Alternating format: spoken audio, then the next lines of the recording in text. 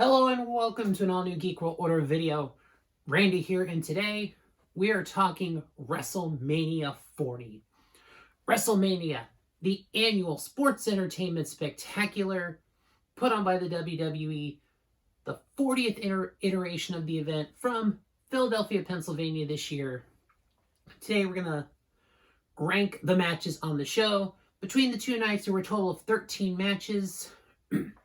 So I'm going to talk about those matches, and here's my personal order of how I thought they went. So, of course, this is my list. If you disagree, of course, you're going to. But say something in the comments below. Did you think one of these matches was better than I thought it was? I mean, hey, we're wrestling fans, so we're going to disagree on a lot of things. So, absolutely, put it down in the comments section. Let me know what you thought. And let me know how you absolutely disagree with all my picks.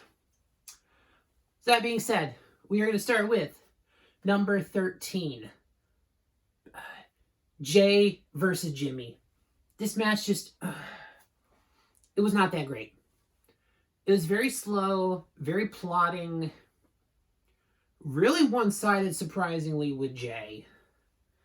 But yeah, Jay got the win ultimately, which was absolutely the right call, but just this match did not pick up. It didn't really hit that second gear. You know how there's kind of a flurry of action, then you kind of get a middle part, and then it really kicks up with some false finishes and kind of gets the crowd worked up, and this match just did not do that. It was a lot shorter than I thought it was going to be, and overall I thought it was just super disappointing.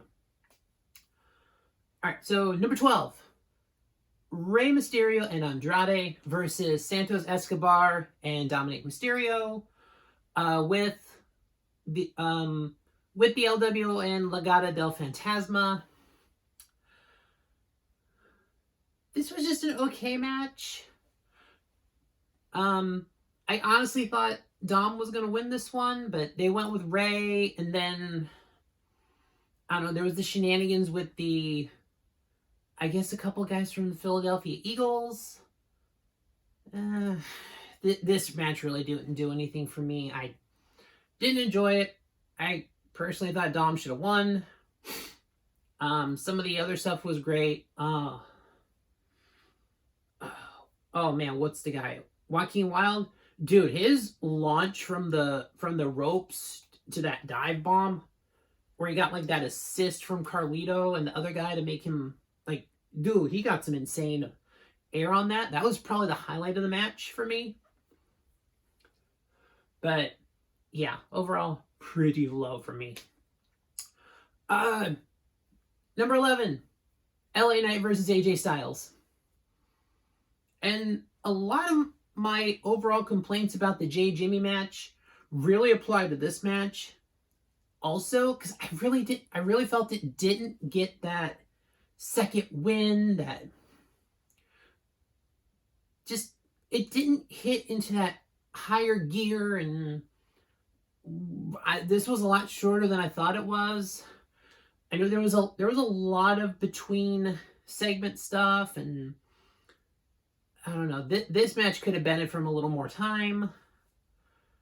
Ultimately, LA Knight won, which absolutely the right decision there, because at this point they're not really doing a lot with AJ, and I think LA Knight's taken too many losses lately, so it was definitely the right call. There were just a lot better matches on this card. Alright, so cracking into the top 10. The Pride of Bobby Lashley and the Street Profits taking on the Final Testament, Karrion Kross and AOP in a Philadelphia street fight with Bubba Ray Dudley as a special referee. This match, I felt they didn't take advantage of the street fight aspect. I thought they could have done a lot more hardcore stuff, and I thought they were going to when they announced Bubba Ray as the referee. I mean, they had Tommy Dreamer, RVD at the Hall of Fame, saw Devon there too.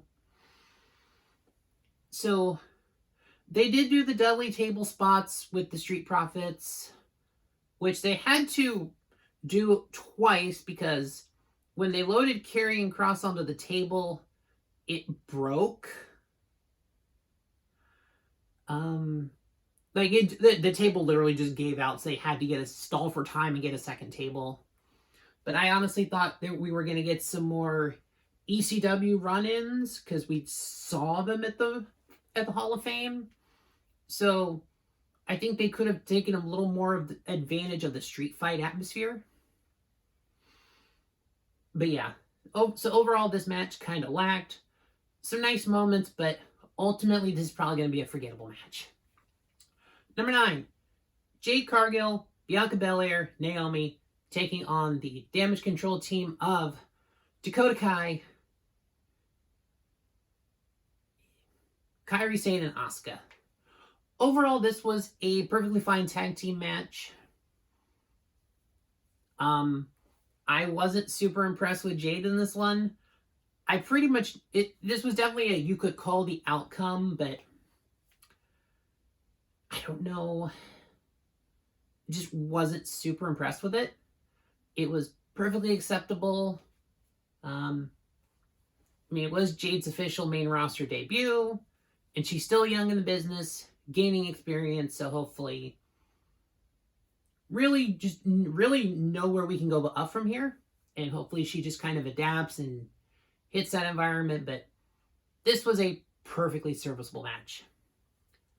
All right, number 8 was the tag team ladder match cluster screw. Yeah, this was your typical ladder match. So you had the Judgment Day, Priest and Balor, the New Day, Awesome Truth, A-Town Down Under, New Catch Republic, and DIY, who came out to a D-Generation X style entrance. Overall, this was your normal ladder match shenanigans. I didn't realize this was going to be that the titles could be split up until I saw the 2 sets hanging up on 2 different things. And that's what happened. We did split the titles up. A-Town Down Under, Theory and Grayson Waller, they are the SmackDown Tag Team Champions. The Raw Tag Team Champions are R-Truth and Miz. Awesome Truth, which I did not realize in the entire time he's been here in WWE, Truth has never won a match at WrestleMania.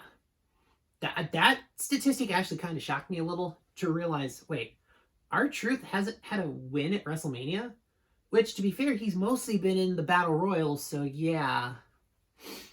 So even then, still surprised he hasn't had a big WrestleMania moment, so good for Truth, absolutely deserves it. He did some funny stuff with The Miz, had a spot where he got tagged in because he thought it was a regular tag match, and he did get a visual pin on Finn Balor. He had moved, literally pinned him 1, 2, 3, but of course, it's a ladder match. But so overall, this was your normal multi-man ladder match shenanigans kind of thing. So overall, just kind of, yeah, here's where it is. Number 7, Seth Rollins versus Drew McIntyre for the World Heavyweight title. This was the opener for night 2. Pretty much playing off the storyline from the previous night. Seth was involved with the main event there. Took a lot of punishment, a lot of beating. So, yeah. Really, this match was perfectly fine. I think it just kind of took advantage of that. This match itself was fairly short. There was more. So, with this ranking, I'm including the stuff that happened after the match. So, otherwise, this match, I think, would have been a little bit lower for me. Or I think if they didn't do the Damian Priest cash-in, I think the match would have gone a little bit longer, so. But yes, Damian Priest came down, because after the match, Drew's winning, he's gloating, and because CM Punk was on commentary, and basically, messing with Punk, and then eventually Punk has enough. So Drew's standing on the table with the belt. Punk knocks his feet out from under him. Takes off the elbow brace from his, injury, beats Drew McIntyre with it. And then we get Damian Priest music. He comes in, cashes in, successful cash in. So Senior Money in the Bank is now Senior World Heavyweight Champion and the first Puerto Rican World Champion since Pedro Morales almost 50 years ago. So Damian Priest is the champion, so definitely looking forward to see where that story is going. There was a little bit of a moment between Seth and Drew. But I think but he was probably kind of just talking to him. But rumors are that Seth's probably going to be taking some time off to heal up some injuries. So I think it was more of a, hey, this is your moment kind of thing.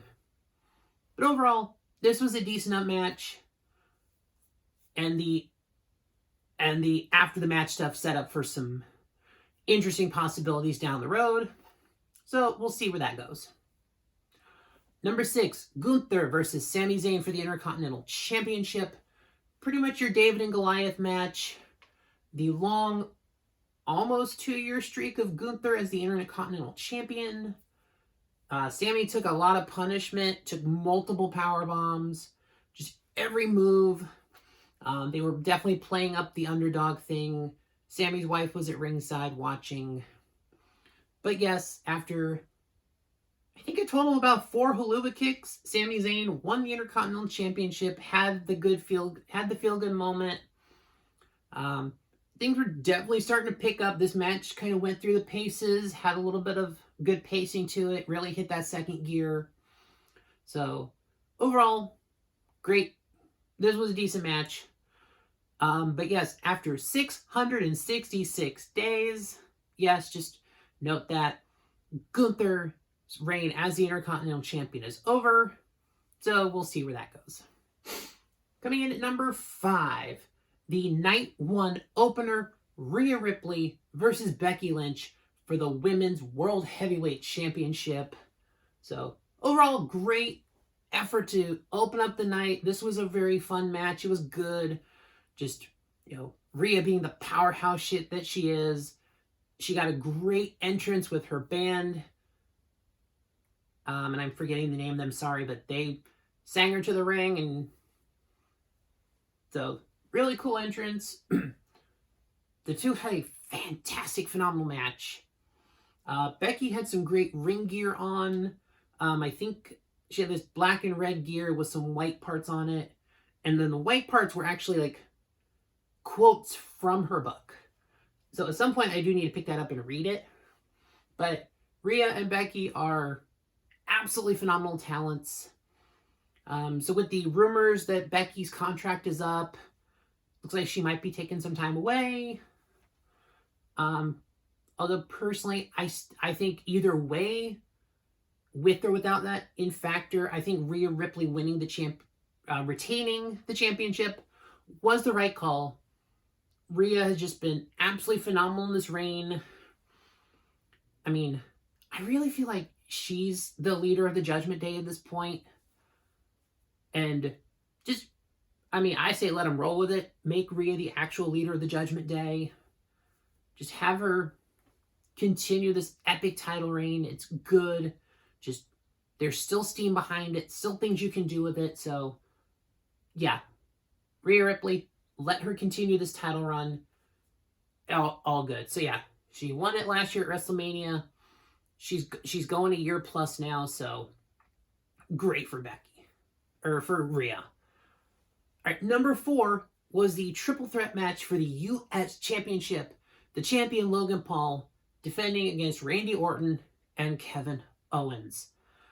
Honestly, this match I did not expect a lot out of. Kind of had the original back and forth. Owens and Orton are kind of working together. Logan Paul's being a dick. And then eventually they realize it's a triple threat match and they get into each other. There's some spots where, Kevin went for the stunner and Randy countered. And he's like, no, this match went through some great false finishes. Kind of went through several gears of build-up. And, okay, this was...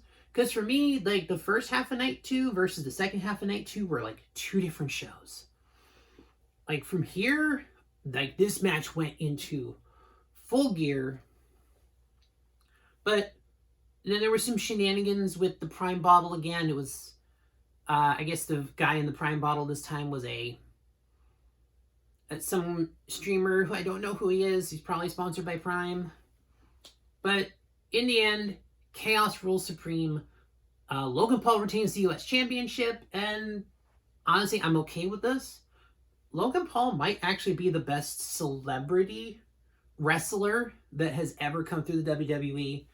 You know, he's a great bad guy, and honestly, he delivered in this match, so yeah, that's why this match is getting number 4 on my list. Number 3, Io Sky versus Bayley for the WWE Women's Championship. This match had a lot to it. Overall, the back and forth between them was good. It was a great match. A lot of selling from Bayley, or I don't know if she actually hurt her leg, or if she just, that's the story they played and she worked it so well. But overall, this was a good match. It was back and forth. And I enjoyed this match very much. And of course, your women's Royal Rumble winner, Bayley. She's got a WrestleMania moment. She's the women's champion. And it's been several years since she's held either of the women's championships, so that's good. Bayley back on top. She's got her big WrestleMania moment, which from what I understand was her first singles match at WrestleMania, so great job. And Bayley's ring gear was also fantastic, so she had a great entrance. So this was good. So, of course, the top 2 matches were, as you can kind of tell, and I think you might know the order at this point, but so yeah, number 2, I'm going to go with the tag team match that ended night 1. The Rock and Roman Reigns versus Cody and Seth. Which, that match actually did not have as many of the shenanigans that I thought there was going to be. I thought there were going to be more run-ins from the Bloodline. But no, most of the shenanigans happened between the 4 guys involved with the match. So, I'm okay with that. And yes, that match did exactly what it needed to. The Rock got the pin on Cody, which works. And it told the great story from night 1 to night 2. So, night 2, going to be bloodline rules. It's basically no rules, because we knew there were going to be shenanigans from the Bloodline. So yeah, why not work that into the match? Just give us a reason. We know it's going to happen, so yes, give us a reason it's going to be there. But The Rock pinning Cody also gives us that option of doing Rock versus Cody down the line. Maybe something at like SummerSlam or a big pay-per-view. Because more than likely after WrestleMania, Rock's probably going to go film another movie. So, but when he comes back, there's that built-in story. He can be like, hey, Cody, I pinned you on night 1. Let's have a match. But it did what it needed to do. And then there were the other parts where Seth got really worked over, took a lot of punishment, and that continued the storyline into his match the next night with Drew. So this match did exactly what it needed to. It set the stakes. It was a fun match. There were definitely some times where you thought Cody and Seth might have won it. But overall, it did the thing. So, of course, number 1, the match that once again delivered on everything it had to do. Number 1, Roman Reigns versus Cody Rhodes for the undisputed WWE Universal Championship. This match delivered. The stakes were set. It was there. The elements, the drama, the run-ins, just the shenanigans. This match was overbooked, dusty finish to a T. But when you have a crazy overbooked finish like that, no, this was like high stakes run-ins. And they actually spent a good chunk of the match, probably about the first 20 minutes or so, just Roman Cody. So they had a lot of the match themselves, which I think helped. And then, yeah, once you got about 20 minutes in, the first run-in was Jimmy, which, I'm not, like, Jimmy barely got to the ring. I think he got, like, one good super kick in on Cody. And then Jay came in, they fought up the ramp, and then Jay just tackled him right off of the ramp. So, overall, yeah, I figured those two would just kind of lock up and go to the back or something. That's what happened there. And then Solo came in, and Solo got a couple of moves off. He got the thumb in a couple of times. Did the Samoan spike and a spear combo with Reigns. And then we start getting the crazy run-ins. So at this point, John Cena comes out. So, because he had his thing, he had a thing with Solo. So Cena took him out with the attitude adjustment. He goes back in the ring. And then the final boss, The Rock. He comes down, with everything. He has the run-in. He has that moment where he's just staring off with John Cena. And eventually, Rock takes out Cena. He pulls the weight belt off. He's going to whip Cody with it. And the lights go out. And then, dong. The Undertaker shows up. Which, I don't know, because I wasn't really watching wrestling before 2000. I don't know if The Rock and The Undertaker ever had a big pay-per-view match. I mean, they may have, but I just, like I said, I don't know. It could have been before the time. Because I know Rock was never one of The Undertaker's WrestleMania opponents. So they didn't have that. But, yeah. So, yeah, Undertaker comes in, does his choke slam, boom, he's taken care of. So, we pretty much get all the run-ins, lights go out, they're gone. And it just, once again, comes down to Roman and Cody. Roman, he's got a chair, he picks it up, and then the Shield music hits. I was like, the Shield? I'm like, for a second, I thought they were going to do something crazy and work a deal. Like, wait, did they work a deal with Tony Khan to get Moxley in? Because that would have been interesting. But no, it's literally just Seth coming out in the Shield gear. And he gets knocked out. Yeah. Pretty much, yeah. But Seth is staggering. Seth and Cody are both staggering. Roman's got the chair. And some long-term storytelling here. Roman actually gets the revenge on Shield Seth. Because Roman was the one that Seth hit with the steel chair when he broke from the Shield and joined the Authority. So yeah. So Roman hits Seth with the chair, gets his revenge, but it's just enough for Cody Rhodes to come in, 3 crossroads, and then just chef's kiss commentary from Michael Cole as the ref was hitting the 1, 2, 3. Michael Cole went, "Finish the story," and I think that's going to go down as like one of the all-time calls of WrestleMania. Just that, finish the story with the 3 count. It was perfect. So yes, Cody Rhodes. And then, the match did its job. It delivered. The emotion was there.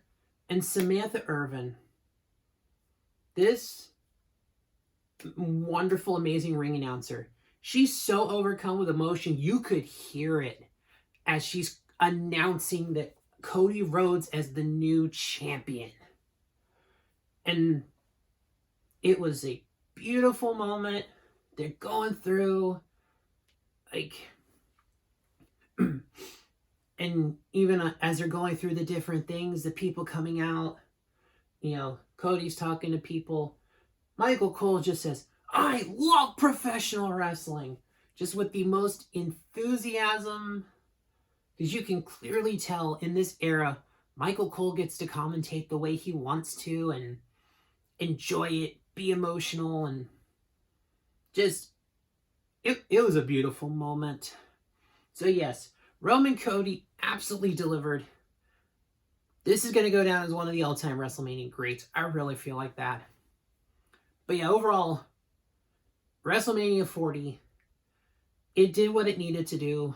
A lot of the match results were pretty easy to figure out. But you know what? Sometimes just giving the obvious answer that people want, it works. The fans got what they wanted. And we finished the story. That's what we wanted. But still, 1,315 days as the champion. That's going to go down as an all-time, which I think is the 4th longest reign with any WWE championship ever. So still nothing to balk at. But yes, WrestleMania 40 delivered. Roman Cody, match of the weekend easily. So there you have it, guys. There's my thoughts on WrestleMania. My thoughts on the matches that happened. That's how I ranked the matches. How did you rank the matches? Did you agree with my ranking? Did you disagree? Let me know in the comments below, guys. Thanks for watching.